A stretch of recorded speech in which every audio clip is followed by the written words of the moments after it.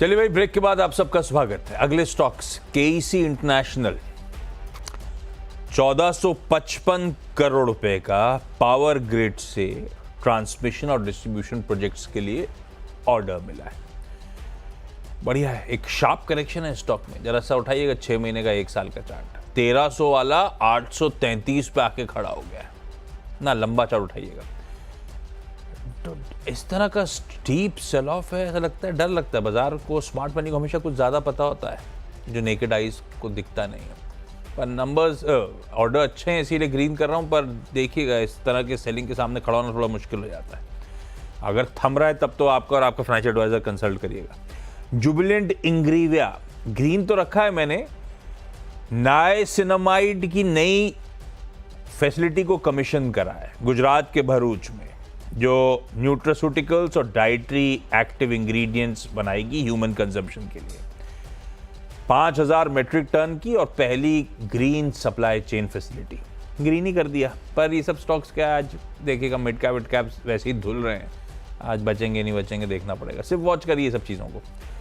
Macrotech developers को रखा मैंने, ग्रीन है। रियल एस्टेट लेकिन खासे पेन में है ऑफ लेट। रियल्टी इंडेक्स आपने देखा होगा, नंबर्स अच्छे हैं। आय 40% के आसपास बढ़ी, मार्जिन्स 190 बेसिस पॉइंट्स इंप्रूव हुए, बीटा में 48% का जंप है, बेस्ट एवर प्री सेल्स है, 32% का उछाल। डेट बुक्स पे एकदम रिड्यूस हो गई, 0.22 टाइम्स पे खड़ी है। इनकी खुद की इक्विटी सीलिंग थी 0.5 की, तो उससे कंफर्ट है। 1650 का स्टॉक 1100 पे खड़ा हुआ है, तो ठीक है। लेकिन रियल्टी है, वॉलेटाइल हो सकता है, हाई बीटा जोन है, पता नहीं बिहेवियर। नंबर्स ठीक थे, ग्रीन करा। नंबर्स इसके और डीएलएफ दोनों के ठीक थे। वैसे मैं मैक्रोटेक लेके जा रहा हूँ। ओएनजीसी को मेंशन करता हूँ क्योंकि क्रूड ट्रम्प साहब की धमकियों के बीच में करेक्ट होता ही चले जा रहा है।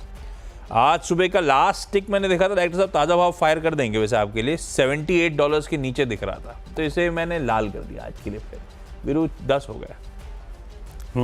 मेरे अगले 4 स्टॉक्स आशीष, डीएलएफ शुक्रवार की शॉर्टिंग में और सेलिंग में कंसंट्रेशन रियल एस्टेट पे था। डीएलएफ ने अपना मल्टी मंथ और मल्टी ईयर यानी जनवरी 2024 से लेकर तक का बेस तोड़ दिया। नियरेस्ट प्राइस के आसपास कोई पुट राइटर नहीं खड़ा है। पुट राइटर अगर कहीं खड़ा है तो वो लोअर स्ट्राइक्स पे, जो कि 600-620 के आसपास की हैं। तो अगर डीएलएफ 710-700 नीचे सस्टेन कर रहा है, पेन बढ़ेगा।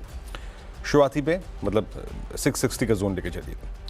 स्टेबल एफएमसीजी है, बार बार कह रहा हूँ। एफएमसीजी में एचयूएल में स्ट्रॉन्ग बाइंग थी, नजर रखिएगा इस पर। 20 डे को स्ट्राइक किया है इसने, और ये एफएमसीजी में सबसे निचले स्तरों पर बेस बनाने वाली कंपनी है इस वक्त।